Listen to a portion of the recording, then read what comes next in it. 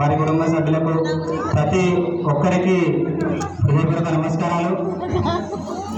ఎందుకంటే ఈరోజు సంతోషకరమైన విషయంలో ఒక బాధాకరమైన విషయం మన ఫ్రెండ్స్ ద్వారా తెలిసింది. ఏంటంటే బల్ల రాజేందర్ కానివ్వండి, లేదంటే బొజ్జ మమత మన క్లాస్మేట్, అలాగే మన ఉపాధ్యాయులు రాజమౌళి సార్, వారు ఈరోజు మన మధ్యలో లేకపోవడం అనేది చాలా ఒక బాధాకరమైన విషయంగా చెప్పుకోవచ్చు. అలాగే మన టీచర్స్ గురించి మాట్లాడుకున్నట్లయితే గురు బ్రహ్మ గురు విష్ణు గురుదేవ మహేశ్వర, గురు సాక్షాత్ పరబ్రహ్మ తస్మై శ్రీ గురవే నమః. ఒక గురువు బ్రహ్మతో సమానం, ఒక గురువు విష్ణుతో సమానం, ఒక గురువు మహేశ్వరుతో సమానం అని పురాణాలే చెబుతున్నాయి. అయితే ఒక గురువు తలుచుకుంటే ఒక శక్తివంతమైనటువంటి సొసైటీ తయారు చేసేయగలిగే ఒక టీచర్స్ ఉంది. ఎందుకంటే ఒక మనిషి జీవితంలో 5 పాత్ర పోస్తాయి. ఎంత ఇంపార్టెంట్.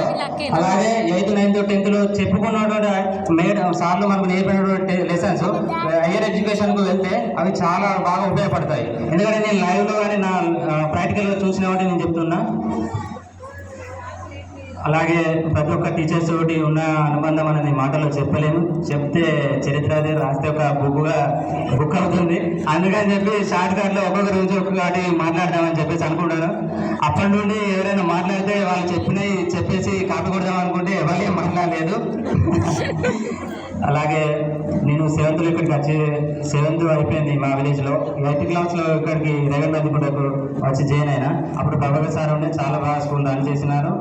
అలాగే మన బయాలజీ టీచర్ రంగరాజ్ సార్ గురించి మాట్లాడుకున్నట్లయితే సార్లో ఒకటి నచ్చేది ఏంటంటే సార్ ఇంటి పేరుతో సహా పిలిచేవారు. అదొకటి నాకు బాగా నచ్చేది.